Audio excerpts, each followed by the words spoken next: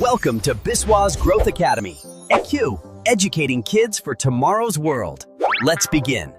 What school does not teach you? Class 1 to 10. Day 6.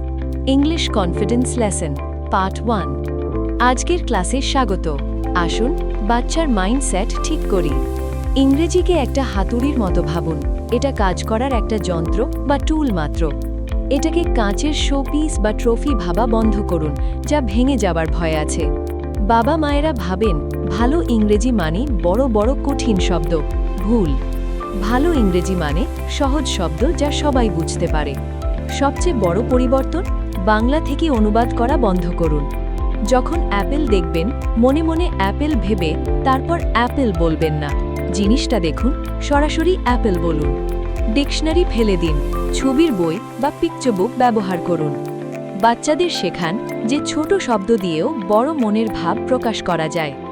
আগামীকাল আমি পুরো সপ্তাহের একটা রুটিন দেব। নোটিফিকেশন অন রাখুন, ফলো করে রাখুন, আর ক্লাস 1 থেকে 10-এর বাচ্চার কমিউনিকেশন, পাবলিক স্পিকিং এবং সেলস লিডারশিপ স্কিল শেখাতে আজই biswas.com ভিজিট করুন।